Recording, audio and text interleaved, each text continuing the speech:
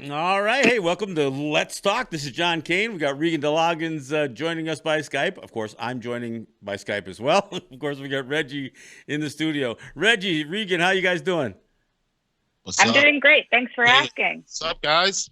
All right. Well, we're gonna try doing this again. Look, I do have to apologize to listeners. We do on occasion lose a little bit of signal, and it can get a little wavy sometimes.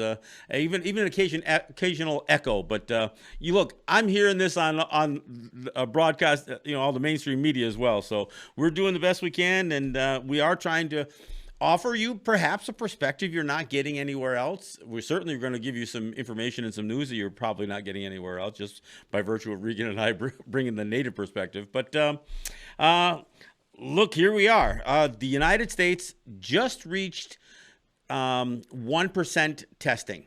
So 1% of the U.S. population has now been tested. They just crossed that line today. So for all you folks, and I'm including these guys who are looking at these numbers and trying to understand what these numbers mean and that kind of stuff, 1%, only 1% of the population in the United States has been tested. Now, let's consider where that brings us. I mean, at 1% of the population, the United States has 667, 572 cases. 67,000 cases. They have 34,000 deaths. That's with just, and again, those numbers are only coming from testing. Well, and I'll get into it. That's changed a little bit, but most of those numbers, the overwhelming majority of those numbers, have only come from confirmed tests that have been given, and only 1% has been given. So, I mean, where this kind of leaves me really, really troubled is just a few days ago, Fauci and Birx just said, "Well, we're gonna change that estimate. We initially estimated that there was going to be between 100 and 200,000 people dying from this disease." And I'm not trying to make light of that at all. But when they say we're going to scale that down and put that down to 60,000, how the hell do you take that number, which is pretty broad, between 100 and 200,000, and then reduce it to 60,000 when today the numbers are at 34,000 dead today, and 2,000 people a day on average at this point are dying, are adding to that. I mean, I'm sorry, that is just bizarre to me. They're going to be at 60,000 next week, at the end of next week. I mean, this stuff drives me crazy because we're being fed all of this information, and then look, there's a certain amount of raw information that gets put out there, and then there's interpretations of that, and so they'll give us information, and then they're going to tell us something that absolutely defies the information that they just posted in terms of charts and graphs and everything else. So this is. I also think it's important to note that a lot of these numbers are inaccurate, obviously because of lack of testing, but also because there's a number of different people who are putting these numbers out. Like Johns Hopkins University is meant to be putting these numbers out. So is the CDC. So is the World Health Organization. Like there's a number of organizations that are putting out numbers that aren't able to reconcile numerical differences. Well, and of course, you also have CDC guidelines when it comes to entering in the data on cause of death, where. And this just came out a few days ago that that there's like 3,700 deaths in New York City that they've been saying, look, these cause of deaths have been put down as coronavirus or COVID-19 or something similar or related, yeah, or not even. There was another word they use. I'll look it up here. But they're saying, so those aren't necessarily people that have been tested. So some of these organizations, including Johns Hopkins, are now trying to figure out, well, how do we incorporate people who have died whose cause of death is being determined to have been COVID-19, although they were never tested. So, but that's only a brand new thing. So if anybody says, well, they've been doing that all along, no, they haven't. So I want to be clear. This is something that they're trying to reconcile now. And of course, there's also timing. I mean, a lot of this data is coming in, from across the globe. So, some countries don't enter in the data at the same time. Johns Hopkins stuff, most of it is almost a day behind, but it's accurate. It seems to be pretty accurate. So you have all of these numbers, and you're right, Regan. There's a lot of inaccuracy, especially due to testing. And of course, going even from state to state or country to country, we don't know what the standards are. The standards for what qualifies as as a confirmed case or a confirmed death, especially country to country, varies. I mean, look, New York City, because there's been a lot of news focusing on New York City when they said, look, we had a 400% increase in cardiac arrests that are in all likelihood related, if not caused directly, but certainly related to this. No other cities are putting that kind of information out. That stat they put out last week, which said that between 185 and 190 people a day are dying at home, and those are COVID-related deaths. We're not hearing that from all the other cities, so it's a little tough. And so when you're saying utilizing these CDC guidelines for cause of death, I'm not sure that everybody's doing it the same. So that's going to be problematic. But here's the thing that concerns me. It's not just that the information becomes confusing, but now you're starting to see a bigger push towards claiming that that an apex has been reached, claiming that the numbers are turning around, and I don't know how you do that based on 1% of the population. And then if you're going to say not only are they turning around, now we're going to develop a game plan for reopening the businesses, putting USA back in business, so to speak. And and here's the problem with all that. Let's be clear. The whole idea of flattening the curve, and I'll get Jake to throw up in here in studio. I've got one of the curves up on the screen behind me for those of you who are watching on Facebook Live. So the idea of flattening the curve, there's usually 3 lines on this thing. There's 2 curves and 1 dotted line. The first curve is usually the curve that says this is what it's going to look like if we don't change any behavior. So without any protective measures is the graph behind me, as it says. And that's a curve that goes up pretty high and then it's pretty steep, and then it comes down pretty steep, and the base of it is about half the graph, right? Excuse me. And then there's the second curve, which is a lot lower, and that's the one that is saying this is what we do if we flatten the curve, and that one goes up more slowly. It's a rounder peak, so it doesn't come to as much of a point, so to speak, and then it comes down slowly. But flattening the curve, and this is kind of what I was saying on my other show this week. Flattening the curve is also fattening the curve. It makes the base of this thing. So the 2 lines on this curve, one is number of cases and one is days, number of days since the first case. Flattening the curve actually prolongs the infection period. I mean, and I don't mean for an individual, but it's going to extend how long these infections are going through, at least based on this data. And here's the thing. The third line is the dotted line. The third line is the dotted line, which says healthcare system capacity. So the whole idea is that you try to flatten the curve to stay within the capabilities of hospitals maintaining and treating the ill. Man, it just seems to me maybe that's the number that's the curve or the line that should have been moved. If they just spent $1 trillion expanding healthcare capability, then maybe this whole idea of all of this, complete shutdown of people's lives and schools and everything else, perhaps they could have handled not had to worry about the overrun of hospitals. I'm just saying this is a possibility. But the big thing that concerns me is, so when you flattened that curve, you're actually slowing the spread. You're not reducing the spread. You're slowing the spread. So even if you're successful at flattening it right now, if you go ahead and go back, well, we're going to go back to business as usual, that curve's going to have a couple of different shapes to it. It's going to go back up, and that's what Singapore has experienced. That's what Japan's experienced.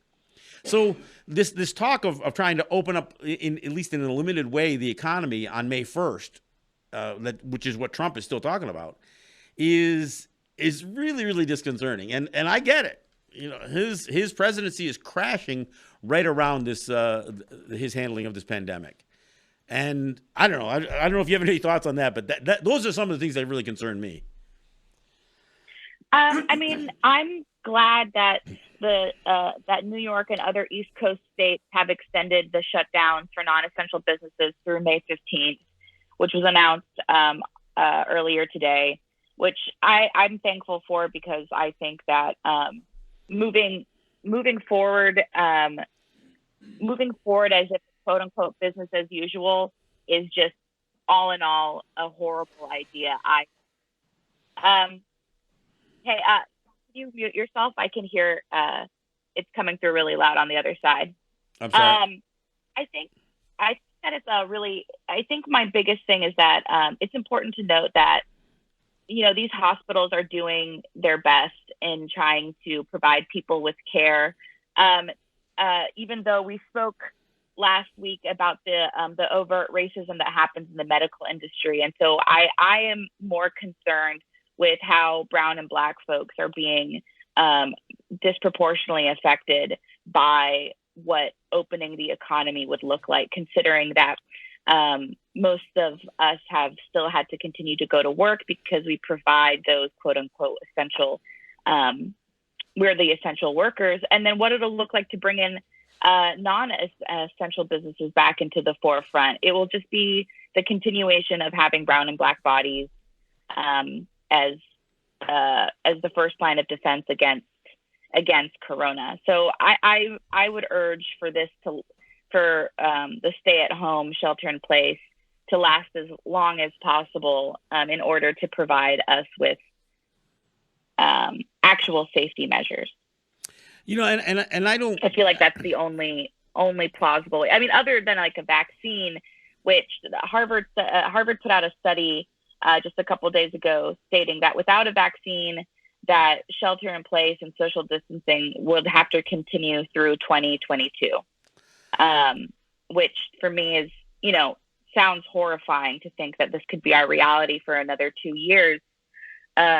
But a vaccine's probably over a number of folks from dying, specifically brown and black folks here in New York City, then, you know, that's what needs to be done. I think more pressure needs to be put on trying to create a vaccine. Well, and again, I don't think a vaccine is going to come around for another year. So this is where John. Yes. I think you have muted yourself by accident. Could you unmute yourself, please? Okay. You know what, Regan, why don't you continue on talking, and sure. while I fix this situation on this side here, and by all means, Regan, pontificate. I got this. Yeah, I actually, John and I were discussing things that we wanted to bring up on the radio called British Columbia. In 1997, they won and received the Supreme Court decision from Canada that Wet'suwet'en law is the primary law on Wet'suwet'en land. They've never ceded their land or territory to so-called British Columbia, and Canadian maps are lying when they include Wet'suwet'en territory. So within the past few years, there's been a resurgence of police violence on the territory in order to allow Coastal GasLink to move a pipeline through the territory, which is non-consensual and is an invasion of Indigenous lands. There have been a number of protests, demonstrations, land defenses put up in order for the Wet'suwet'en to maintain their land. So that's just like a very brief summary of what's going on. But currently on the ground, the CGL pipeline has been deemed as essential business. And as this pandemic is raging, CGL pipeline workers are allowed to continue building this pipeline through Wet'suwet'en territory. And this is, again, against the Supreme Court ruling, against the Wet'suwet'en will and their law, and putting Indigenous people at a huge risk of contracting COVID-19 without having the infrastructure to battle it. This is a continuation of genocide. It's a continuation of resource extraction. And it's important to, as we're talking about essential business and non-essential business, How can building a pipeline for extraction and export be essential business during a pandemic? Well, and I think that's the important thing that people have to remember, that especially these projects are not for domestic purposes. And you look at all of the extractive industries. Everything's in disarray anyway. I mean, and I realize that this is a natural gas pipeline but again, it's for export. But even when you look at what's happened between Russia and Saudi Arabia with their oil wars, right now, tar sands oil, any type of hydrofracking for oil, like the Bakken crude, all of that stuff is completely unviable. And the United States is trying to subsidize, especially on the U.S. side, getting oil out of the ground that is almost twice as expensive as what's available on the market. I mean, it's absurd what's happening with these extractive industries and the lengths to which the Trump administration, and frankly, it's not even just the Republicans. The Democrats feel the same way about subsidizing these extractive industries. I mean, it's incredible. I just find it to be so wildly disturbing to think. And, I find it disturbing, which I guess I shouldn't, because nothing really should surprise me these days.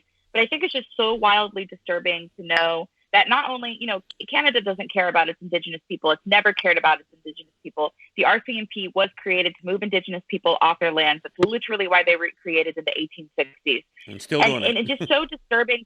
It's just so disturbing to know that during a time of pandemic, capitalism must push forward, resource extraction must push forward, a genocide must push forward, that there's no, we have a pause on industries, within New York City, but we see the overt racism, the overt greed that is pushing through something that is inherently evil. Pipelines are inherently evil on a native land without consent during a pandemic, putting people at risk. And these CGL workers are not wearing masks. They're not wearing gloves. They are moved in with the RCMP, who is also not wearing masks, not wearing gloves, who are approaching Native people. They're not abiding by the 6-foot rule, even though Indigenous people are meant to abide by a 30-foot rule. They can't approach the RCMP within the territory within 30 feet. But the RCMP can just come right up in their faces and risk Indigenous people becoming infected. We've already seen it happening in the Amazon. Indigenous folks are becoming infected due to white people coming into the territory. And this is happening at Wet'suwet'en. It's an incredibly layered history of genocide, from land rights, resource extraction, and at this point, introducing a pandemic into an Indigenous territory without the infrastructure to take care of these people is continuation of genocide. This is the weaponization of disease. And all the oil and gas in the world isn't going to address this pandemic.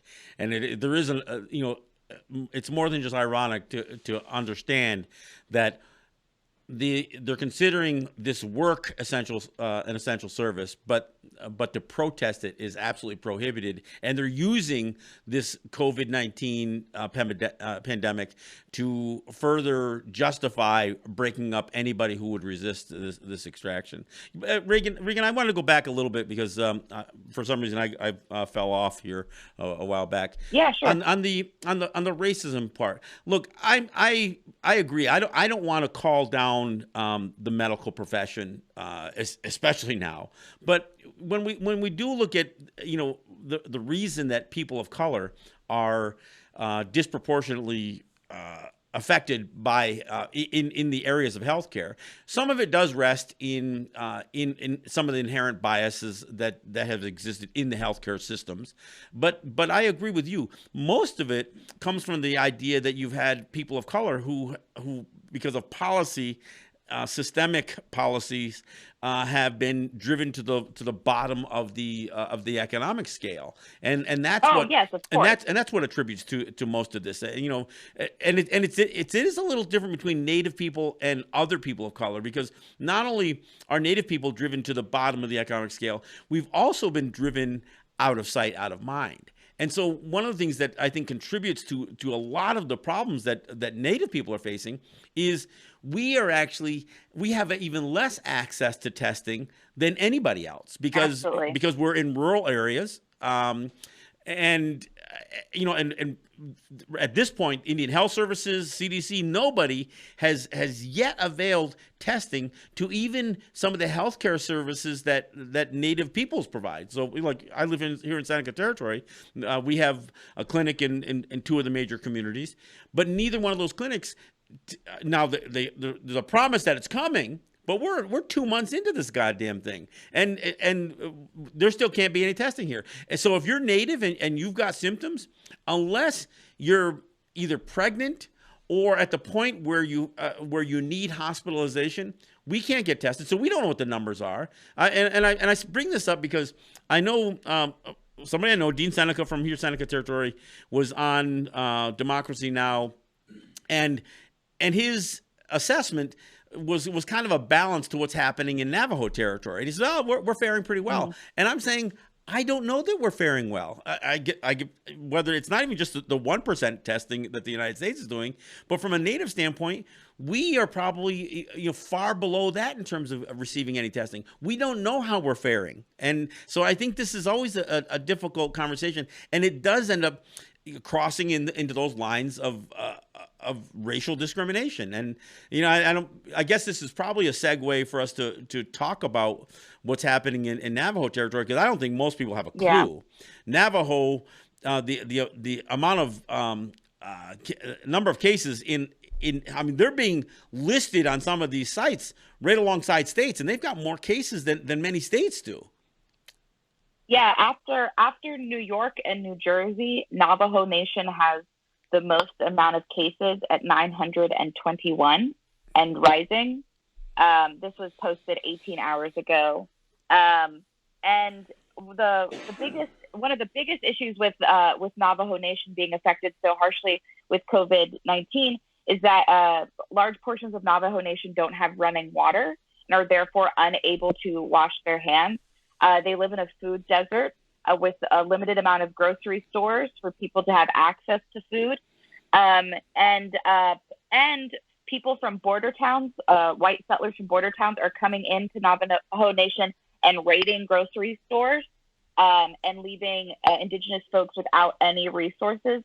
So Navajo Nation is in a dire need of medical supplies, food, running water, and just general fiscal and financial support. It's actually incredibly disturbing to see how quickly numbers of folks with COVID-19, how quickly the numbers are rising in Navajo Nation. Well, and look, I talked to a friend of mine from out there, and one of the things that just drove her nuts was she saying that many of the quote unquote tribal leaders out there are so devoted to their Christian beliefs that their biggest recommendation is prayer.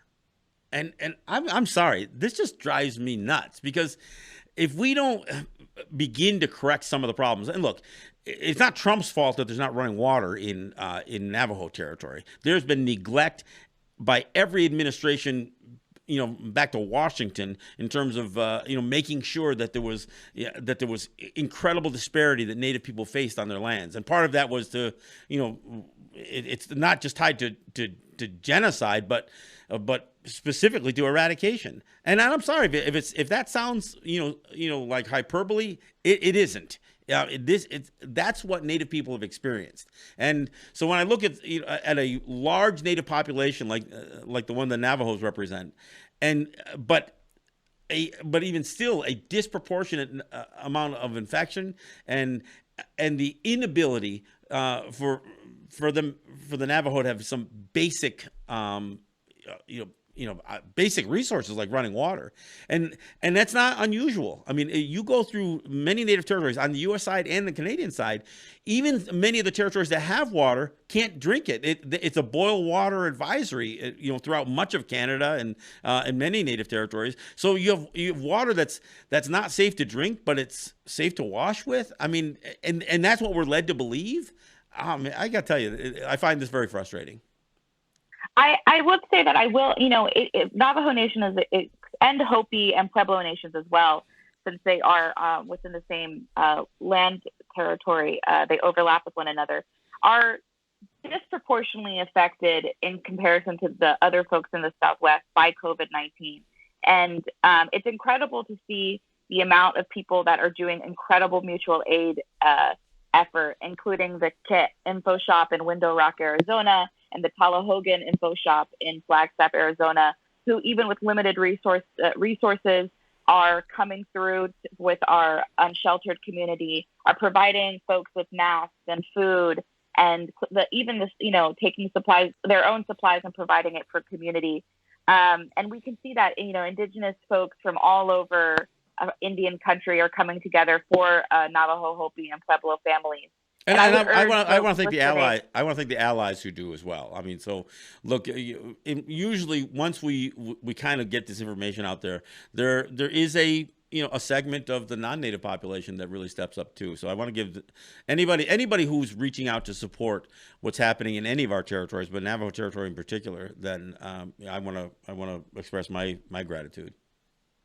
I would urge folks who are listening to donate to the Navajo and Hopi Family COVID Relief Fund on GoFundMe. They have a $1 million goal in order to provide support for their nations, and they're at 699,000. So please consider donating. They will be providing on the ground resources for Navajo, Hopi, and Pueblo families who are the most affected by COVID-19. So if you're looking to donate somewhere, that is a really great place where we know communities will greatly be affected by your support. Yeah, well, thanks for looking that up and getting that information, for us. I think it is important. Hey, we're at the bottom of the hour, so why don't we take a break and get a breather here, and we'll have Reggie take us out with a little bit of music, and then we'll come right back. This is John Kane with Regan DeLoggins. This is Let's Talk. All right. Hey, that was the perfect song to play in our conversation about water and the lack thereof. I pay attention. You do pay attention. I can tell you. Hey, well, before we get back into it, I know I Skyped you this, but I want to send my my shout out to Michael G. I haven't heard much from him. I think I sent him a message, but in the world that we're living in, I don't know who's getting what. But you say Michael G's doing well, all right? No. Michael G is fine. There's no worries about Michael G. Haskins there. Everything is cool with him. Well, you send him my love, if you will. Absolutely. All right. I had to get that out there. Look, just so people understand, I do shows back here on Seneca territory, and normally I make the trip into New York, and I'm able to do it because I have a certain amount of support back here. I'm not a paid producer. We're all volunteers in that regard. I mean, Regan, Reggie, you're an employee, but many of the shows are volunteers, or we have to come up with our own resources to do what we do, whether we take time off of work or whatever else. And so while I encourage the listeners to support WBAI and go to give2wbai.org or go to the pledge line, whatever. I have to thank. I really do have to thank the people who support the work that I do back here, because it enables me to do this show in New York as well. And I do have a few people, and I gotta give a shout out specifically to VJ and Steve, who are some of my WBAI listeners who now crossed over to my Let's Talk Native listenership as well, and the support that they give. I don't usually mention individuals, but these guys kind of step up. So I want to throw that out there. And of course, I do appreciate the callers who participate, even the ones that sometimes we clash a little bit with. I mean, the callers kind of make the show. Regan and I get a chance to put our perspectives out there and raise our issues. But then, we get the callers who are either going to say, tell us, that they heard something different, or they have a different opinion, or they appreciate, learning some of the things that we share with them. But most of the callers contribute. They don't just call in to thank us. They contribute to the show. So I just wanted to throw that out there. And again, just because we are always in need at WBAI, the pledge line is 516-620-3602. That's the number to call to make a donation of any size to WBAI, and to you become a WBAI buddy, or whether it's a one-time donation or a recurring donation. So I always got to do that. Yeah, and just to add on, John and Regan, is that because of this pandemic that we're experiencing right now, it's more important now than ever to support nonprofit entities like WBAI, like Pacifica Radio, because as you know, there are people that has less of an income pool here. Yeah. So means that we need more people. We need to broaden our net, lack of a better term, to make sure that this program, that this radio station, this network continues to provide you this perspective. And I have to say, listening to what you're saying, it is an invaluable resource that you're bringing. Well, and it is important that people realize that the more people who do a little, that means the less we have to rely on somebody to do it all. And and that's the bottom line. So we ask everybody to do what they can.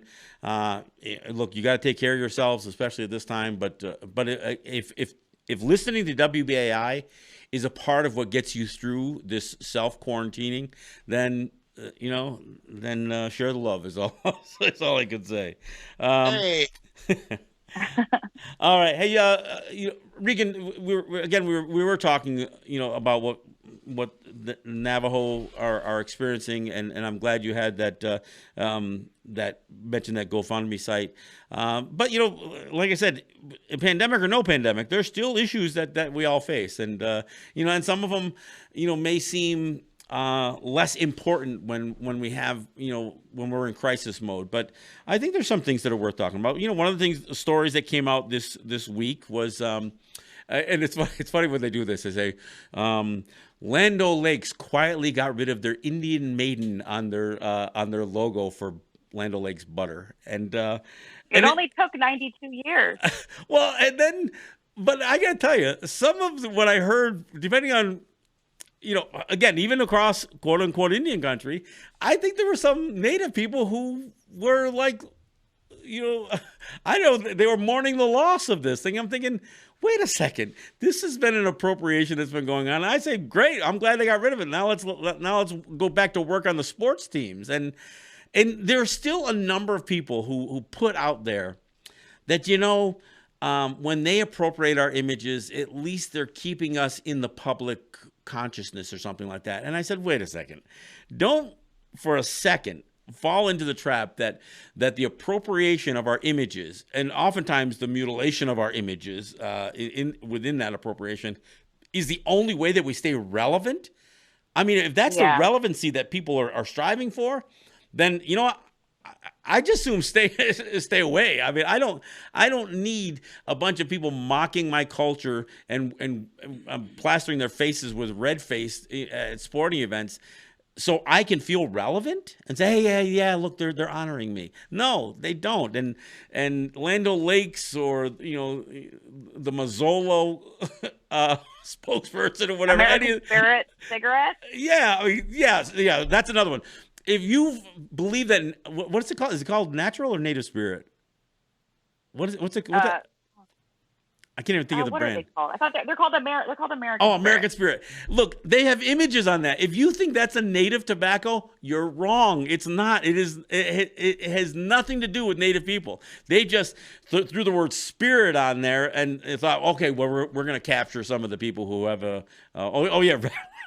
Red Man Tobacco. There's another one that goes back for way too long. But no, it's. And I think it's important to note that I think people need to know that.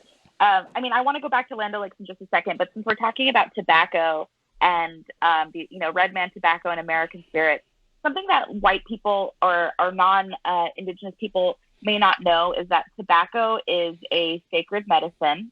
It is in many of our teachings and creation stories. It is important. It is put down during prayer. It is put down in celebration and in mourning. It is smoked. People are like, "Oh, peace pipes." Like that is, wildly incorrect. But it is smoked as a medicinal purpose. It is smoked as a ceremonial purpose. And I need people to understand that it was the bastardization of tobacco by tobacco industries using terms like Red Man Tobacco and American Spirit is really incredibly hurtful, considering how important tobacco is in our teaching.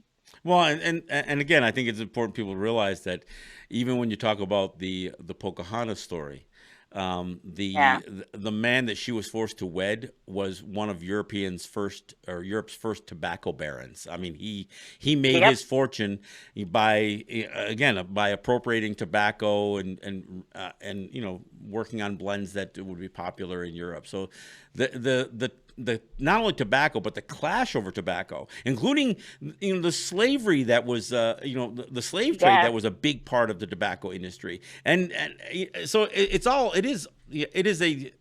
dirty business, and the fact that native people at some point, regardless how you feel about cigarette smoking and that kind of stuff, but the idea that native people actually reclaimed a piece of that that commodity for their own commercial benefit, and the resistance that we met, that almost adds a whole nother level of irony there. And I'm not saying it, to sing the praises of native people who entered into the tobacco industry. But how ironic is it that we would have extra layers of scrutiny put onto us when we merely took what they bastardized from us and created some small semblance of an economy out of it. It's kind of incredible. I also think I want to talk about Land O'Lakes really quickly, because something that that we haven't said is that Land O'Lakes took down the Native woman on their logo, but not because of cultural insensitivity. They took it down. I have a quote here. So the Land O'Lakes president and CEO, Beth Ford, did not cite cultural sensitivity as a reason for the change. So this is the quote. Quote, "As Land O'Lakes looks toward our 100th anniversary in 2021, we recognize we need packaging that reflects the foundation and heart of our company culture. And nothing does that better than our farmer owners whose milk is used to produce Land O'Lakes dairy products," end quote. So this is not because they know it's insensitive or racist or hurtful. This isn't accountability as in like, oh, we've heard what you've said and therefore we're changing it. This is because they are going to market their farmer-owned co-op. Right. This wasn't a correction. This wasn't a correction, a political correction or anything else. This was, it had nothing to do with them recognizing some of the things that we have been expressing on all of this cultural appropriation, everything from not just sports mascots, but even who's that crazy guy with the secret there who was doing these massive sweat lodges where they killed a few people in these massive sweat lodges. What's the guy's name? I'm not drawing a blank. Oh, I have no idea. Yeah, he's the one who pitched this whole notion of the secret. The power of positive thinking and everything else. He was selling like trips to business executives. I mean, for $3, $4, $5, $10,000 to yeah, James Arthur Ray. That's who it was. Oh, I looked up James Arthur Ray. Yeah, I'm not familiar with this person. Oh yeah, he was doing these massive sweat lodges, and when people were becoming delirious inside them, he said, "No, you have to tough it out. You have to tough it out," and people died in them. That's more cultural appropriation that is just shameful. I mean, it's incredible how much of this has happened, and we see this happening not just with our images, but this is one of the reasons that I have such an aversion to all the new agers who are so embracing of Native culture because they think that they're gaining some sort of spiritual enlightenment out of it. I find that to be offensive because I find that every bit as much of a cultural appropriation as the images and costumes and all that stuff. Yeah. I mean, I think of people who travel for ayahuasca ceremonies or even bring ayahuasca ceremonies here. Like, that is not for you. It has never been for you. And even with this idea of global unity, there is still indigenous ceremony, right, sacredness, and we don't have to share that with people because it has been stolen from us for so long. And you're just participating in the continuous theft of our culture. And then we are criminalized when we practice these things. We are seen as primitive when we practice these ceremonies, but it's trendy and cool when somebody goes on their spirit animal journey with their ayahuasca thing here in Brooklyn. Like, no, that's just racism. And to think that you have access to those things when we have been criminalized for practicing our ceremonies, like, that isn't for you. It'll never be for you. If you did do that, don't ever do it again. Like, it's just incredible that people think that global capitalism justifies cultural appropriation, that because they have the ability to travel or buy these things, that they in fact have the ability to share or practice these things. And you don't have it. Please stop. Well, and it has an adverse effect because it actually changes for many Native people their perception of it, because when it becomes marketable, I mean, and how do we reintroduce this to our children? How do we reclaim? Because make no mistake about it, Native culture is something that we have had to reclaim as well. I mean, I go back, and this is true for my relatives who were working high steel and right there in Brooklyn, and I think about the chiefs who went to Washington to sign their own declaration of war against the Axis powers. Haudenosaunee people were wearing Plains Indian headdresses.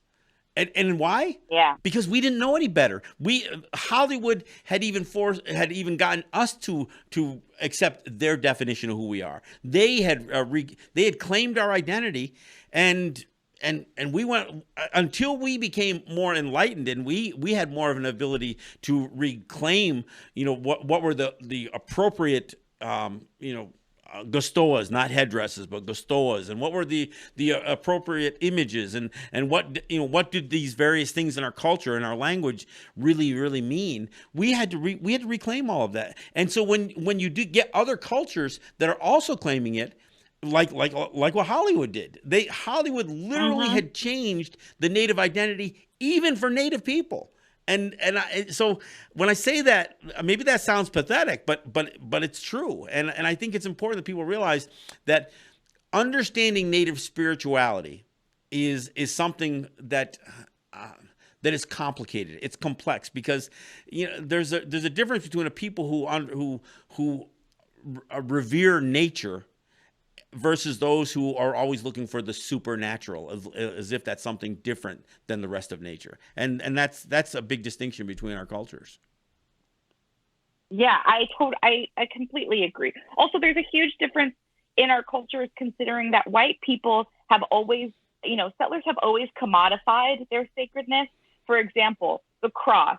So the cross, I'm not a Christian. I've never been a Christian. Will never be a Christian. But I know that the cross actually is not meant to be worn or adorned, and yet we see it printed onto T-shirts or made into bumper stickers, and or whatever, the million different ways that the cross has been appropriated into fashion and other means of commodifying religion.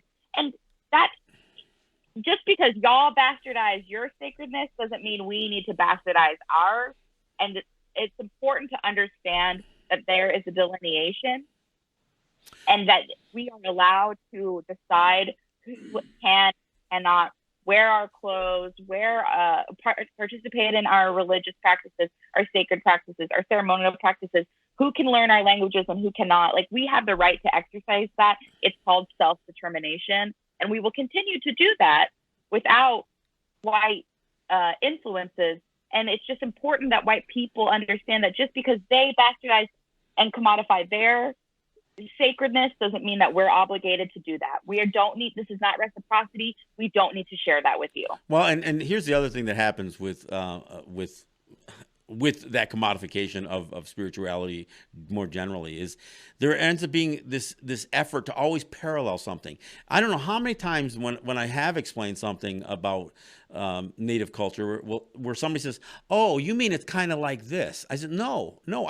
If I thought that I had to make an analogy to some other culture so you could understand it, then I would have done that. But for you to make that interpretation, and frankly, that would require me to have some misinterpretation about your culture to do that. So when I hear, there's this expression of Christianizing our culture, which is something that has absolutely has happened in our, it's happened with our ceremonies. The idea that we treat ceremonies as less of a festival and more of a religious practice is oftentimes part of that circumstance. And so I do really get concerned about that.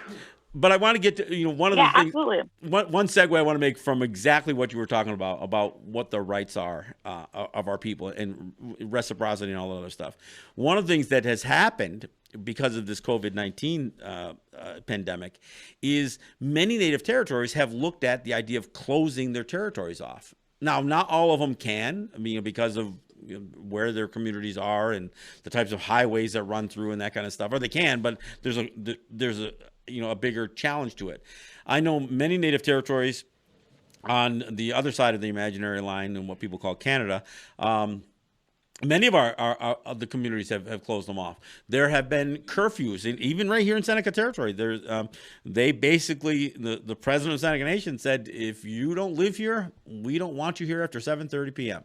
If 7:30 p.m. Yeah. You're offered. And Tuscarora's done the same thing. Tonawana's done the same thing. I think we do have a right to understand who enters our communities, and even as our communities have a commerce stream and have stores and that kind of stuff. I still think that we absolutely have a right to determine who can and can't come onto our native territories. I totally agree. We have the right to exercise self-determination in whatever way we define that, which includes creating cultural stipulations and practicing radical refusal. We're allowed to say no to whoever we want to say no to.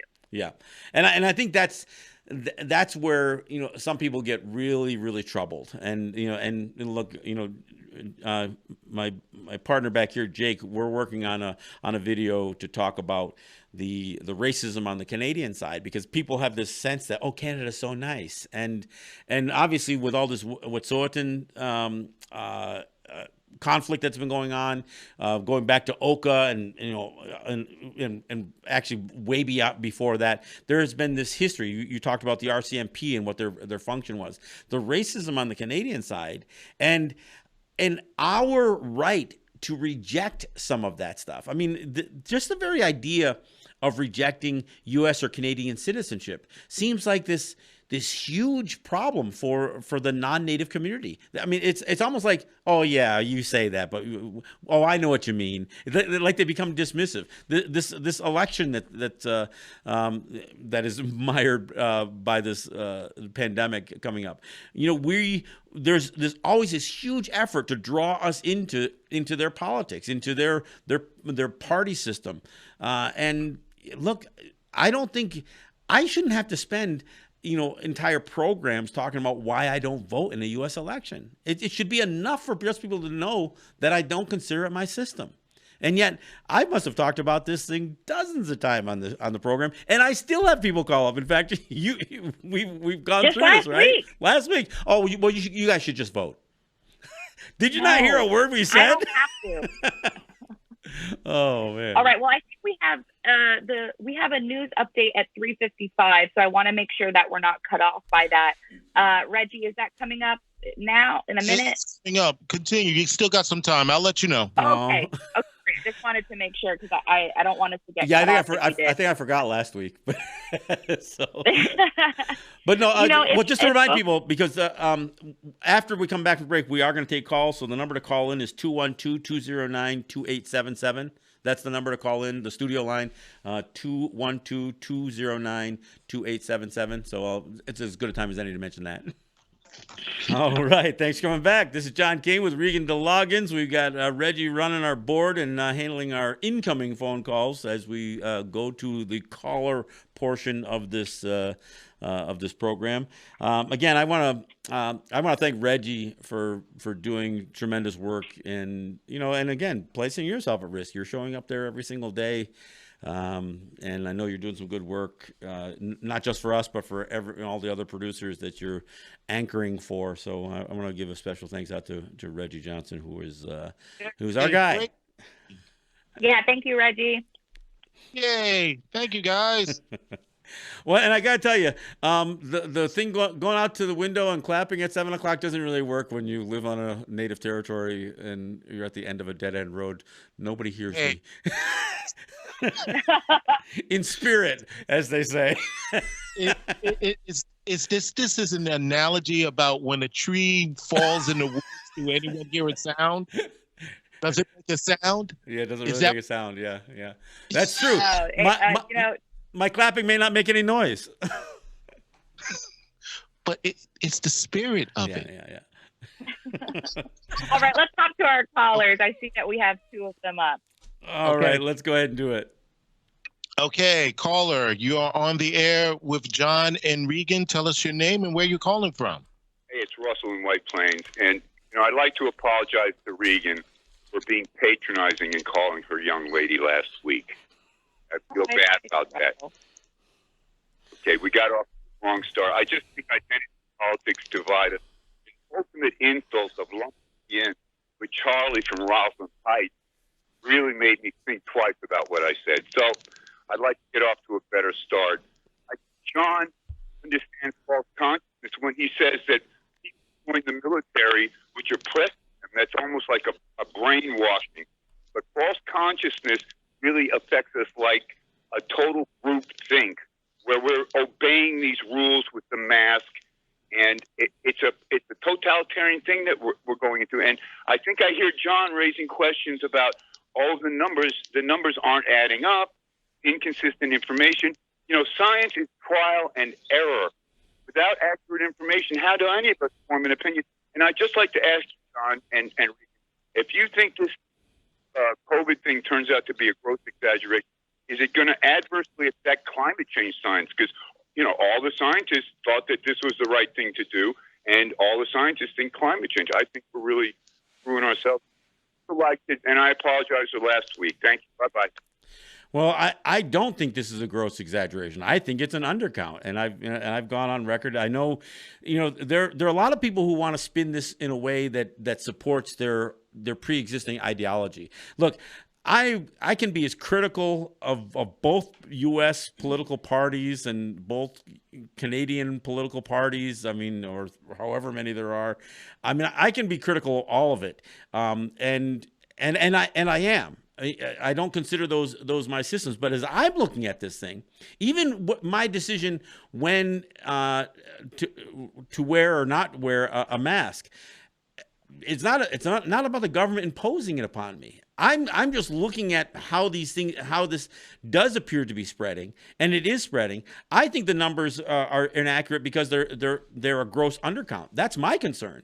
The biggest problem that I have with even the self-quarantining and the social distancing, I still don't see how this thing ends. I don't see what the end game is, because this thing, is going to take so long to cycle through, if it ever cycles through. At some point, they're going to open everything back up, and this thing's going to not just run its course per se, but it's going to be with us until, and again, there's going to be a whole lot of people who step up on the anti-vaxxing, wing of thought. Unless there's a vaccine or people develop immunity to this virus, I think it's going to be around for a long time. So I don't look at this thing as group speak. I'm as critical of the information as anybody coming through, and I think we do have to be critical thinkers when we're being fed information. And it's like I said, when I put that graph up, I mean the problem that I have is when I said, look, if you flatten the curve, you're extending the length that this disease is going to be around with us. People said, "Oh no, that's not true." I said, "Well, then what does the graph say?" When somebody's trying to tell me how to interpret the most basic information that they're providing, that's where I get a little concerned. So, look, I'm not. I certainly don't think that I'm subject to groupthink here, and the perspective that I'm offering out there. If you don't agree with it, that's fine too. I'm just kind of throwing it out there that perhaps the way I'm seeing this, the very information that we're all being fed, I'm trying to highlight some things that to me are inconsistent that should make people think a little bit broader about the subject. That's all. I want to add to that. First, Russell, I appreciate your apology. Thank you for calling back. And then secondly, I am interested to see how I also believe that numbers are not being reported and that it's a gross inaccuracy, and that there are more people who are, it has to be a gross inaccuracy considering the how few people have been tested. But I also think that I want to know the correlation or the conflation that you're making with climate change, and I'm not quite sure if I have the information on that. And I would be interested to do a little research and to touch back on this next week, because I don't know. I don't know. Well, I would submit that the shutdown's been great for climate change. I've seen some posts, I don't know how accurate they are, about the size of the hole in the ozone. I know there's been some anecdotal stuff put out there about people who can see mountaintops that they haven't been able to see in years. So I know there's been certain clarities of associated with air and water that granted it's only anecdotal, but I got to think that that this thing is going to have a positive impact on the environment. The problem is what the devastating effect that it's having on the economy may come back and bite everybody environmentally, because I think the compromises that get made when you're trying to have these pro-economic policies is that you throw all caution to the wind. So I think whatever benefit there may be to the environment as a result of the shutdown, I'm afraid that it's going to get run over when people start trying to fire this thing back up again. I mean, look at what's happening currently on Wet'suwet'en and Territory. They're still pushing a pipeline through. Climate change is not on the forefront of people's minds. The economy is, and I personally believe is I agree with you, John. I think that when we get back to quote unquote normal, which I hope we don't go back to normal, but if we go back to, if we go back to the capitalistic model of normal, I think that the deflation of the economy will justify some horrendous actions towards the environment. I'm afraid of that too. And again, you don't have to look just over to Wet'suwet'en Territory to realize that we are being inundated continuously with efforts to run pipelines with everything from natural gas into oil lines to bomb trains. All of that stuff is happening all around us, and New York is no stranger to that. Absolutely. All right, let's Reggie, go ahead and fire up another caller, and we'll carry this on. Okay, shall continue. Caller, you're up on with John and Regan. Tell us your name and where you're calling from. My name is Wayne. I'm calling from Brooklyn. Wayne, thanks for joining us. Hi, Wayne. Thank you all for being there, and thank Reggie for his efforts, especially the 7 o'clock salute. Yeah. It's a worldwide thing, but glad to be a part of it over here. Thank you, Reggie. That's what community radio is about. There you go. Thank you. All right. Now, you're saying some things here, John, that Pauline already, and we had a little discussion about it. The shaping of things, the names that we accept based on Hollywood and based on white history, really, white supremacy. Now, like I said before, the name Indian came from Columbus. When he was trying to convince these people, he found a new route. He was in India. So now we have these native people calling themselves Indian, and it's acceptable. Well, yeah, I don't accept it. And in fact, there's been a real push for a lot of native territories, even where I'm here in Seneca territory. They used to be called the Seneca Nation of Indians, and they're moving away from. They're dropping the Indians part of it.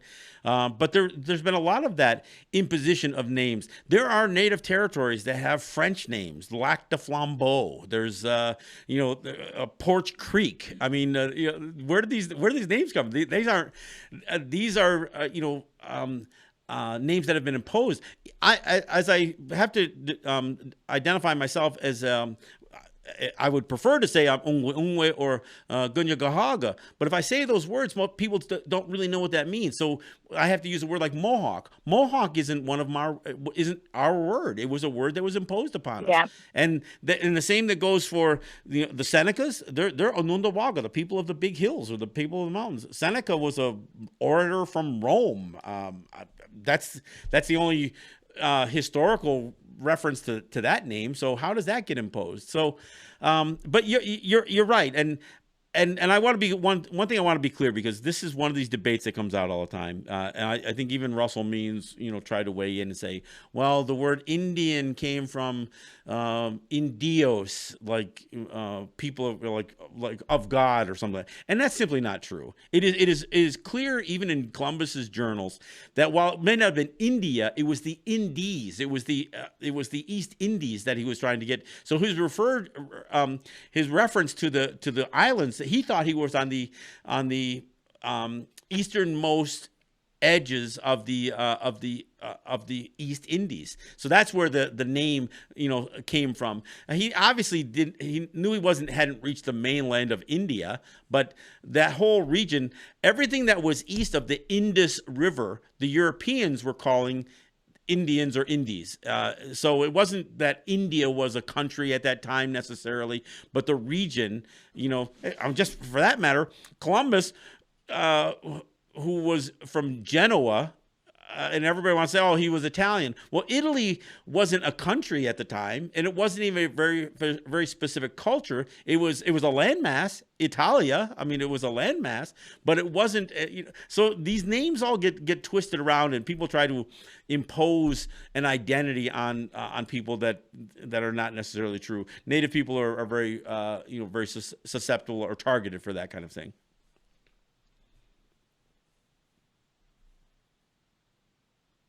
Are we still there? Did we? Okay. Yeah, Did Okay. we lose the caller? Yeah, the call is gone. Okay. Well, I hope we addressed it, because I'm glad he brought the whole idea up of this whole idea of identifying us. And I know, Regan, you come from an area that those names have been imposed as well. I mean, I'm according to according to enrollment status and such, I'm of the Mississippi Band of Choctaw Indians, where the name is the Choctaw Indians. And I use the term Indian within my friend and my cohorts and my groups in a joking manner, or I use Indian, NDN, which has been this reclamation of the term. But, I would prefer if I could just say, Chata Sia Hoke, which means I am Chata, which means I am Choctaw, Mm-hmm. But people don't know what that means. I have to be like, oh, I'm Native American, Yeah. I mean, and for me, I just use the word basic, innocuous word like native, because it doesn't have as much of the either the misnomer connotation that Indians does. And I realize that there's a lot of Native people. I mean, Roxanne Dunbar Ortiz, she makes a point of it in her book to say that she uses that word because enough Native people still use the word. And so she doesn't feel like there's so, and I get that. But there is a movement through a lot of Native territories to move away from some of these names. Yeah, I mean, consider that the Bureau of Indian Affairs is called the Bureau of Indian Affairs. That's a government, it's a federal government group, and they use the term Indian. There's a lot to unpack there. And I know some Native folks that don't mind the term Indian. I personally can't. I hate it. I hate when people call me that because it's just based in complete ignorance. But, there's a lot to unpack there. I mean, I've literally had somebody say, "Hey, Indian," as a way to address me. If someone did that to me, I would be like, Oh my goodness. Yeah, no, it's amazing. All right, hey, let's go to another caller. Okay, caller, you're on the air with John and Regan. Tell us your name and where you're calling from. Yes, is this me? That is you. Okay, greetings to the beloved family, the global worldwide family. This is my act calling from the cave. John, well, Regan, interesting to hear you. I have not tuned into your program for a while because of a significant unresolved issue with the station, but glad to hear you and stay well. John, please let me finish and at least wrap up my point because I have some important information to share before you rush on. First of all, there's something very interesting that we all need to look into. It's an author from the 1800s. His name is Ingersoll Lockwood. He wrote a series of books in the late 1890s, The Adventures of a Little Boy named Baron Trump.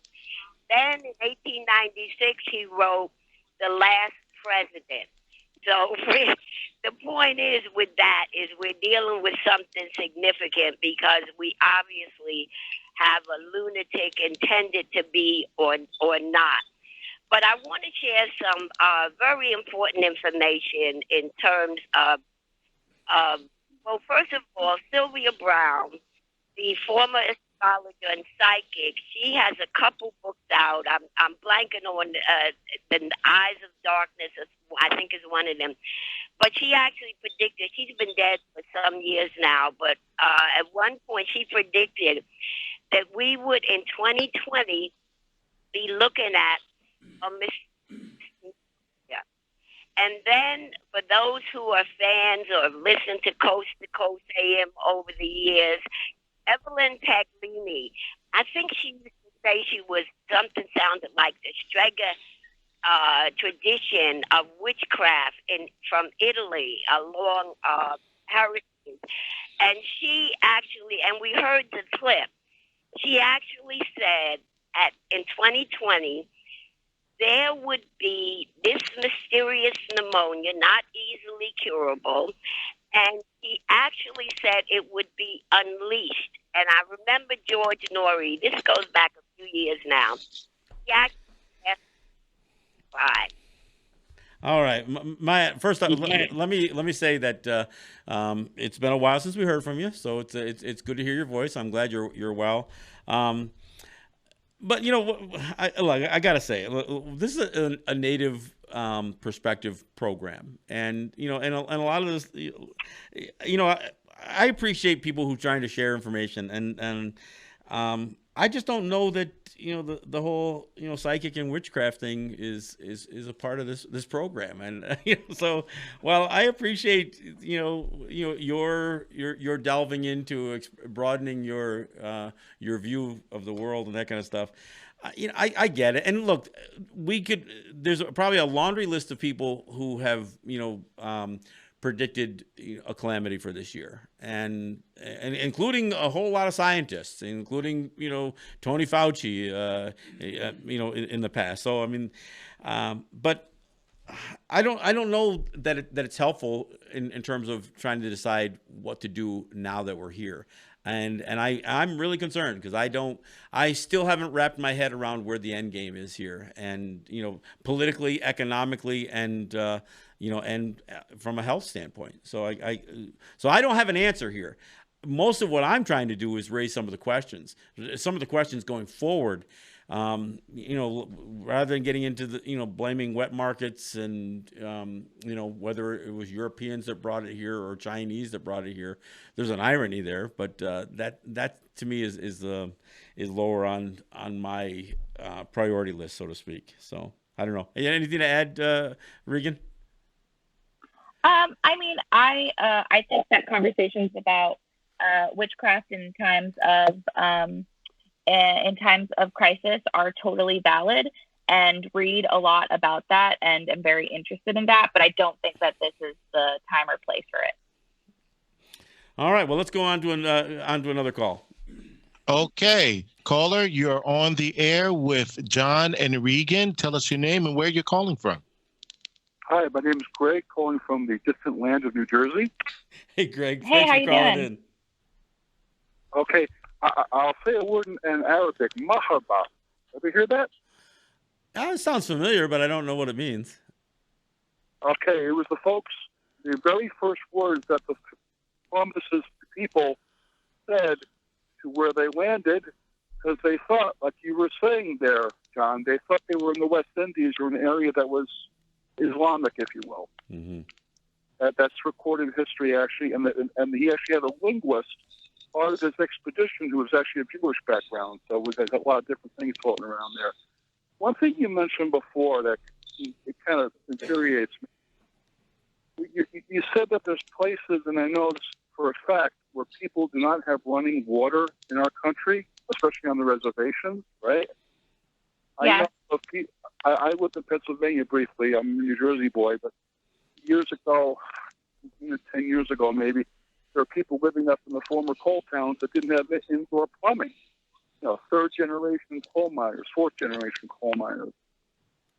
This is such an outrage, in a sense. I mean, I lived in Europe, I lived in Germany, Switzerland, France in my work. We have national health care and all the other stuff that you take for granted when you're over there. You come back to the United States, you go, oh, my God, how could it possibly be? But my thing is, John, you're from up the state. It sounds like you're Watertown? No, I'm actually closer to Buffalo. Okay, because I know that I have relatives near Watertown who've been farmers there since the 1920s when our family came here second wave from Europe. And, and things are so depressed up there economically for like 60 years. I mean, the first concept recording ever made was by a guy from New Jersey named Frank Sinatra. It was the late 1950s, just called Watertown. What's it about? The depressed town of Watertown, how things are really bad. Yeah, only the military base is the only thing that that has any positive economic impact, and how ironic is that? Shawnee, by the way, who preceded Regan as my co-host, Shawnee was from that neck of the woods. Gotcha. And the thing is, the whole area upstate New York, some of my relatives worked for General Electric. That's all gone. That's all gone. There's so many depressed areas. And here we are, 2020, we have this horrendous situation. People are already in dire straits. Well, and to your point, I mean, when you get in a situation like this, you realize that all of those inequities, all of those deficiencies become highlighted. And so whether it's the absolute lack of running water that some native territories have, or the lack of clean water that other native territories, or like the folks in Flint, Michigan, and others are experiencing. I was about to bring up Flint.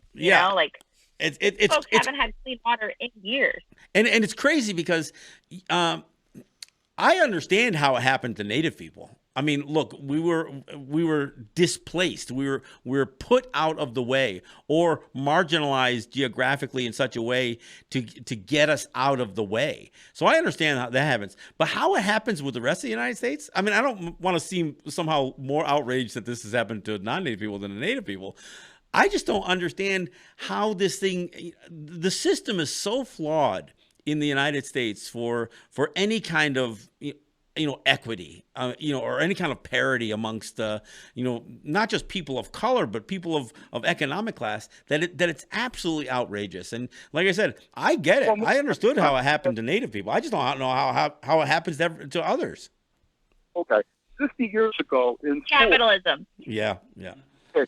but some of my classmates were what would be categorized as Ramapo mountain people. Yep. Right? And the kids used to come in. These were my classmates. They were coming with these horrendous rashes.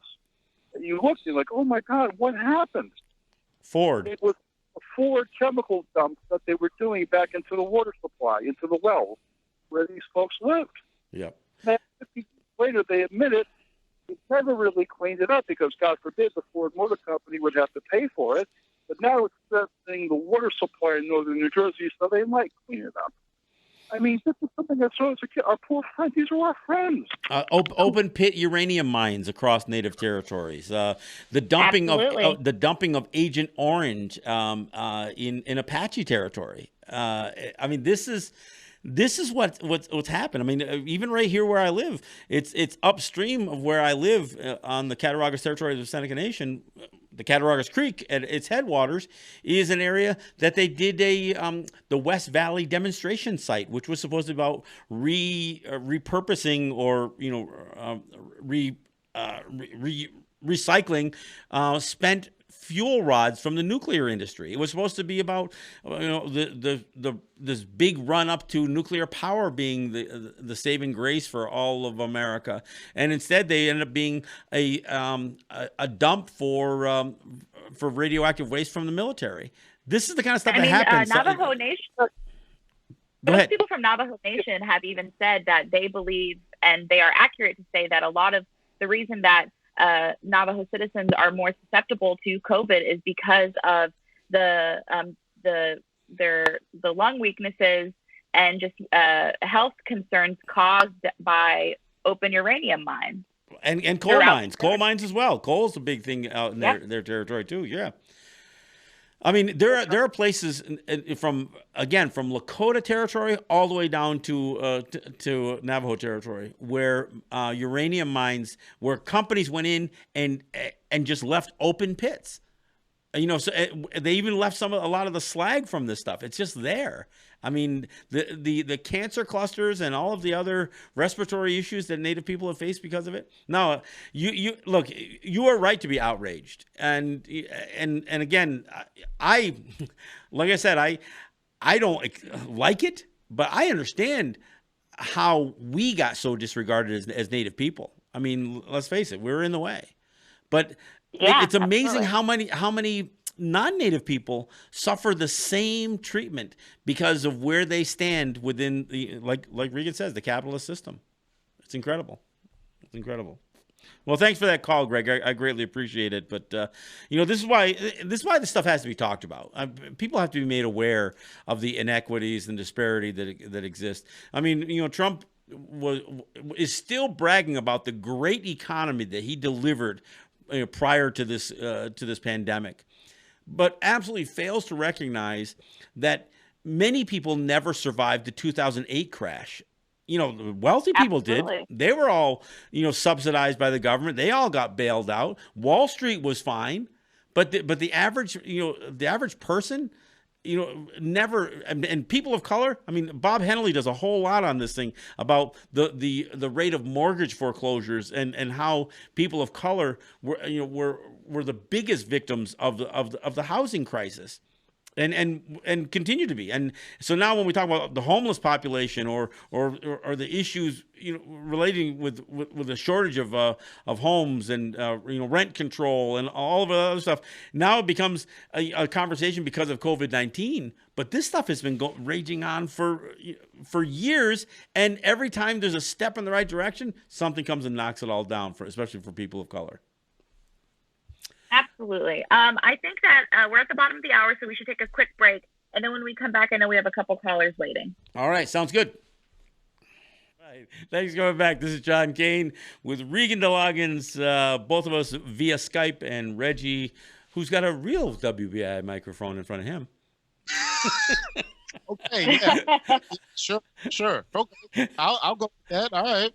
All right. Let's jump right back in. I know. I love you. Exactly. All right. I know we got callers waiting. Let me give the number out one more time just before we go to the calls, so we will have them all the way through. 212-209-2877. That's 212-209-2877. That's the number to call to join Regan and myself. Let's have a conversation. Bring up whatever you like, and you take your chances on the response you get from us. Go ahead, Reggie. Okay, caller, you are up next with with John and Regan. Tell us your name and where you're calling from. Hi, this is Donna from Langhorne. Donna from Langhorne, I know you. So what were your thoughts on the whole Land O'Lakes thing? Well, that's one of the things I want to talk to. I kind of feel great. Land O'Lakes wants to slap us in the face. They don't want to admit that they did something wrong, and they don't want to say that we are a good representation of this country. Instead, they rather say farmers are a good representation and they're a better representation than us, and that they don't want to apologize for the appropriation that they did for all those years. And I kind of feel like I'm glad it's gone, but I feel like it was a little slap in the face. Now, where's Land O'Lakes based out of? I mean, when I always think of a land of lakes, I always think of Minnesota because it's got isn't that their slogan, like a 1,000 lakes or something? I don't know. So where's Land O'Lakes based out of? Anybody know? I had it pulled up. I can pull it up again. Give me 1 second. Yeah, I think and that's what Regan was alluding to earlier, was that this was by no means any kind of conscious decision to do the right thing. This is just a marketing decision, and they think that they're at a place that promoting again, Minnesota. the false, that's what that makes sense. Promoting this false sense of, the American heartland. I mean, I don't know if you've ever seen any of these documentaries on corporate farming. It is anything but the, Farmer Brown and his wife and children with the chickens in the yard. That's not what farming is anymore. It's a corporate takeover, and it is, the idea of trying to create this image, and I get it. Yeah, selling a native image on that package of butter probably doesn't do much for them politically. So this wasn't about them acknowledging that they were politically incorrect. They're just looking. This is about marketing. This is about money. Right. Yeah. Now, I also wanted to go on to the subject of sweat lodges or people appropriating and, sweat lodges, for cost. And we have a guy in our area who's been doing sweat lodges, and he's a Quaker, and he's been talked to about it. The Quakers have told him to stop. A few of us have gone on his Facebook page and told him, or said to him, it's not right. We've investigated it. We know that Quakers have asked you to stop, and that they recognize that it's appropriation. And when we did this, and we, did it gently, he blocked us from his Facebook page so that he wouldn't have to hear about it anymore. So he charges money for this thing, I assume? I believe so. Okay. Not positive, but the fact that he would say that it's a native, cultural thing that he's doing, and then to block natives so that we can't weigh in on it is, total BS, because, we're stepping on his toes and he doesn't care that he's stepping on native culture. Well, and the whole native sweat lodge thing has different meanings to different people. I mean, it's one of the pipe ceremonies for the Lakota. It was oftentimes associated with wedding ceremonies for different cultures. It has and some of it was simply a therapeutic practice by some native cultures. So the idea that somebody is trying to market this thing in the way this guy is, or James Arthur Ray or anybody else was, I mean, it's disgusting on a bunch of different levels. So I'm with you on that, and I'm glad you guys are have taken some cracks at them anyway.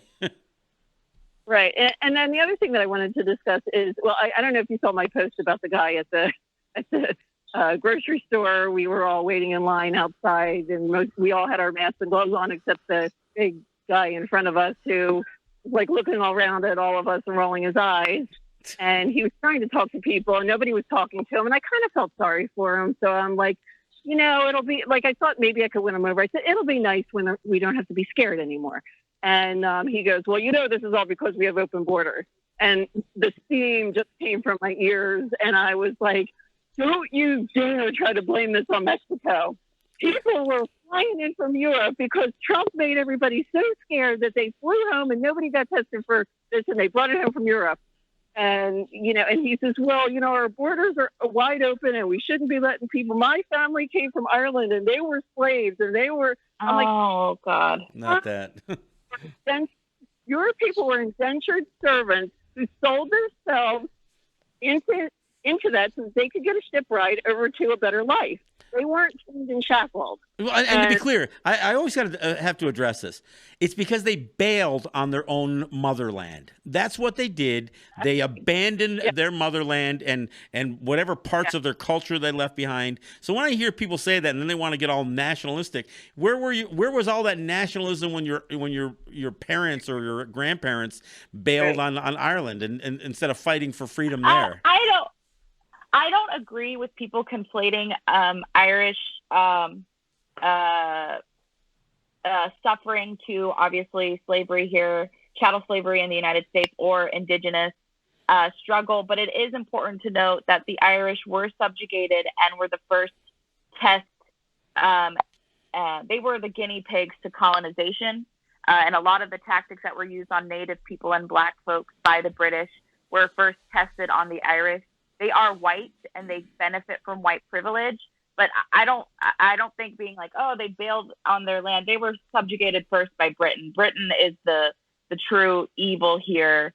And in no way am I conflating Irish suffering at all. They have all the privilege in the world and have white privilege. Well, I'll agree. I'll agree with that. They were oppressed by Britain. I'll agree with that to an extent, but for the Irish to become absolutely just as oppressive as any other white people from Europe, it makes it really hard for me to feel sorry for them having left their conditions and their oppression only to become the oppressors. I'm sorry, I just don't. None of the sympathy. No, that's not what I'm saying. Yeah. I am not conflating the two.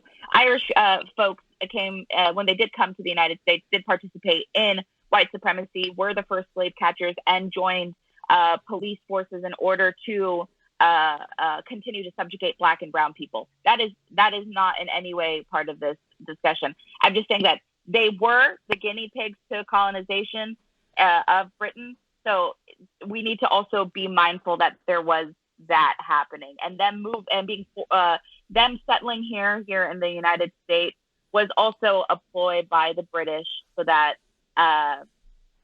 there would be a fight amongst one another. So Irish people are not here currently in any way subjugated or oppressed. Right. Well, and honestly, I don't even want to single out Irish folks, because many of the countries who migrated to North America, or many of the peoples who migrated to North America, did so because of oppression in one form or another, whether religious and economic, border wars issues that they were having amongst themselves. And the irony is they all viewed that coming to this new place, new to them, was going to afford them to escape all that. And almost every group that came here played some role in oppression, and I'm not talking about people who were enslaved and brought here in chains, but I will say there are people today that come from African countries and Asian countries who are every bit thinking that this is the opportunity for them to come here when. Without trying to realize, any kind of correction in their own homelands. And that's, a lot of people benefit from settler colonialism. Absolutely. Yep. Right. And I did agree with this guy that his people did come here under, horrid pretenses, and that it wasn't what they were, what they were sold. It didn't turn out that way, and I did agree with him about the oppression, and we ended up having a good a conversation. But he did think that I was from Hawaii.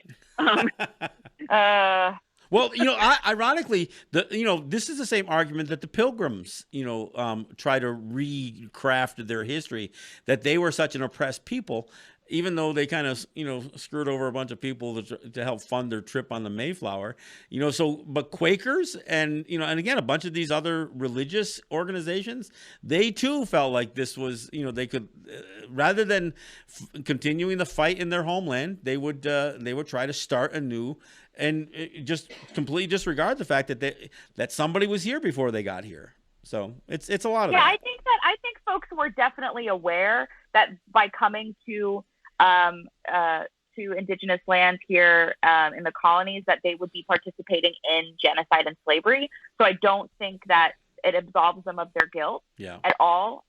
Folks knew that there were indigenous people here and participated in their genocide. Andrew Jackson was a son of Irish immigrants. Like that is, and he created the Indian removal policy. So like this is not to absolve anyone of that. At all. Like this is still oppression, and they are still they still benefit from white privilege. Right. And there was one other thing that came out of that conversation with him because I said something about you want to keep the borders closed. Maybe Native people maybe Europeans never should have been allowed in Native lands. Maybe they should have kept their borders closed too. And he said, A+. And he said, what happened to your island was horrible. And I had a shirt on that said Hawaii, and my husband said, she's not Hawaiian, she's Native. And he said, oh, so that's the other thing that made me, that's the other thing that really brought something to my attention, was that the way people see me right now, because if you look Asian, this is what happened to me when I was a child. I grew up during the time, during Vietnam War time, and I looked like a little Asian kid to them. And so anybody that looked Asian was the enemy, and there were horrible things said to me. And it just is like a flashback after he made me realize that people saw me as something else, and that maybe because, I have to some people I look Asian. I've even had, in a Chinese restaurant, I had a Chinese woman ask me if I speak Chinese. So it brought this whole thing up to me about during this time with COVID and how famous needs is this, are people looking at Asian people going, I want to get away from it, that's definitely happened here in New York. It's really quite horrible. Now, the other thing that's interesting, Donna, is that his immediate response was, what happened to Hawaii was so terrible. Right. It's like, what happened to the northern continent, or the big continent wasn't so terrible, but what happened to Hawaii was terrible. That's kind of interesting. Well, there's a justification there, Yeah. After my husband said, well, she's Native, he's like, oh, I'm really sorry. He said, what happened, your people really got screwed over. I'm so sorry. And my people were part of the problem. Well, there you go. Well, that's a good conversation to have then. That's a good conversation to have. It just went full circle. Well, what sucks is when you go through all of that and they say, oh, by the way, I'm a Washington Redskins fan. Oh, I hate it when that. Greg Deal, my friend Greg Deal, when he used to do so many, performance art issues or things in Washington, the final gesture that somebody would try to make to appease whatever offensive thing they had done, they would say that they were a Washington fan. It's like, and there you have it. That's where you had to go. Oh, for crying out loud. Yeah, your team. I just love your team.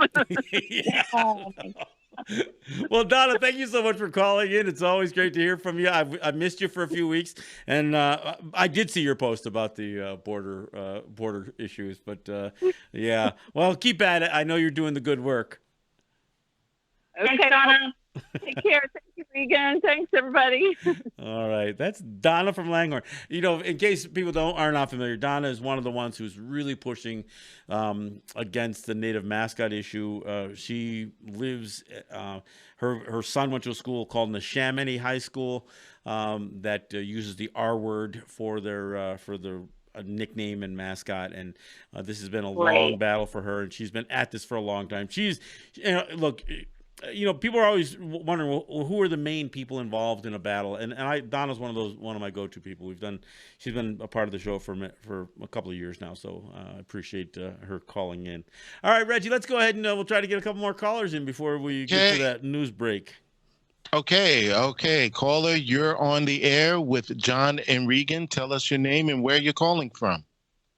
Hey, this is Charlie from Roslyn Heights, and I heard my name before, and I got very flattered. Oh, there you go. Hey, Charlie. Go for it, Charlie. How you doing? Good. And before I start, my condolences. Anybody who lost anybody this week, and for those who are fighting it, we are here with you. You're in my prayers, and let's beat this thing here. Let's figure it out too. But anyway, Russell, I keep on calling. I like his views on identity politics, and we need more of that.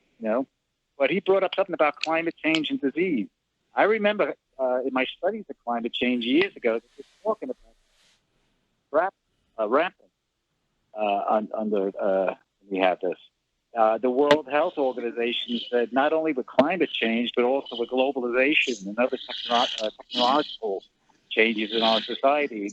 In fact, we're probably having more intercontinental travel today than any time in history. There's more Westerners in China than there were, I guess, in the history of China. Could that combine things of all that, bringing on more diseases? I don't know. But anyway, about those, I want to bring out something, too, about the wet markets. Dr. Fauci was bringing it out, too. I think that's the way to go. We need to close those things. There needs to be international laws where we just get rid of it. It's coming from the animals, from what they see. It's coming from bats, basically. Yeah, I guess the issue that I have is the we part. I think there should be pressure on China to make sure that they are not creating health hazards for themselves and for the rest of the world. But again, part of what makes these wet markets the problem that they are has been the urbanization of people who are still clinging to some of their their old cultural habits, and I don't mean primitive habits. I just mean things that they've done for thousands of years.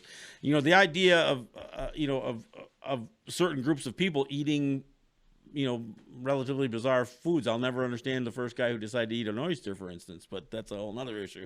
But the whole idea that as a global community, we say we need to shut those down, that again seems pretty oppressive. I think wet markets are a problem, and that it may be the cause of this. But I think there's a lot of other things, that have contributed to health problems. And when I see the United States trying to be the arbiter of justice over issues relating to health, I immediately have to think about the atomic arms race and the massive amount of nuclear blasts that have taken place just that by countries all over the world to demonstrate their power and their progress in learning how to kill people. So I hear what you're saying. I'm not a big fan of these wet markets, and I think that I think China should shut them down. I don't think we should. I think China should, but that's my opinion. I don't know if you got a thought on that, Regan. I think that wet markets are a way of life and a way for people to get food and a way for people to access food. And I do not advocate for that. I do not advocate for anyone telling them what to do or for them to have to close something that people rely on. I understand that in this case, it has caused a pandemic, and that's sad and horrible and awful in a lot of ways. But I would not in any way advocate for them to change any sort of cultural methodology that has been around for them, however long it's been around. And so I totally disagree. Well, I don't think the wet markets are in the way they exist today are something that's been around for thousands of years. I think it's a clash of cultures. It's a clash of over urbanization of populations, and part of it is the work that China has done to try to lift people out of the poverty and into the middle class. But I think it's had a downside. So you have a clash of people with traditional diets and cultural their histories that that come into conflict with living in an overpopulated area, and that's my opinion. So I think that the wet markets are a problem. I don't think the diets are the problem. I think the way that this thing is, that when you've created these massive areas of all kinds of food that oftentimes are being marketed in a way that they create health problems. I think that is a problem. But that, again, we'll agree to disagree on that aspect of it, I guess. I've always hated that statement, but yes, we disagree. Well, and again, I don't think that we disagree entirely. I think we have disagreements because of how we view where modern society has taken, perhaps, some of these old cultural habits. But I don't know. Let's try to get one more in before we have to pause for break. Yeah, we've got 4 minutes, but we can try. And we got through a Charlie call. So, caller, you're the last caller with John and Regan. Tell us your name and where you're calling from. That is you. Cliff Lee? That is you. Please continue. Talk. Okay, well, listen, I'm just trying to find out how I can give y'all some money. Yeah. All right, here's the pledge line. The pledge line is 516-620-3602. I'll say it again slower. 516-620-3602. That's the pledge line. If you prefer to do something online, you can go to www.give2wbai.org. That's GIVE, the number 2, and then WBAI.org. Those are the two ways to make your donations. And I appreciate the call. Look, it's great to have you. Somebody call at the end asking for a way to give the station money. We greatly appreciate it. Hey, it happens. All right. Yeah, I mean, that was like perfect marketing. Yeah, there we go. I mean, it sounded like a setup, but it wasn't. No. I wish we I was planted him in the audience. That I was for it, but no. We're struggling to keep things going with distance producing and everything else. So trust me, we're not that skilled at trying to set up a caller. But look, I do want to thank all the callers. And look, it was great to great to hear from I haven't heard from her in a while. Charlie, I'll tell you, this is one of your better calls. So I appreciate you at least being able to stick to a subject. But I also want to share my sentiments or Charlie's sentiments. Look, we're all struggling, and we all know people are struggling. We aren't all struggling the same. Some people, this isn't as big a change of lifestyle. For me, this hasn't been a struggle for me. But I do, feel for those people, especially people who have loved ones who have gotten sick and worse, who have died. I will not say, I don't want to spin this in a way that says, don't worry, we're all going to get through this, because we're not. And I don't want to downplay the loss and the significance of the hardship that some people are going through and that some people won't recover from. And so, my sympathies and my thoughts go out to the people who are really suffering, and I give my applause to those people who are helping everybody who's struggling. So I'll offer that sentiment.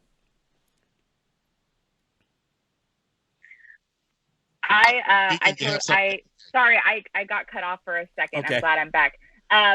But yes, I agree with what John is saying. Please keep calling. Please keep having these conversations.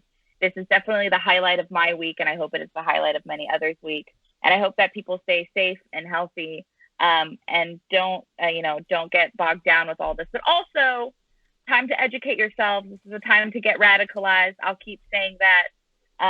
You have a lot of people have all the time in the world. So let's make some changes. We need a new normal.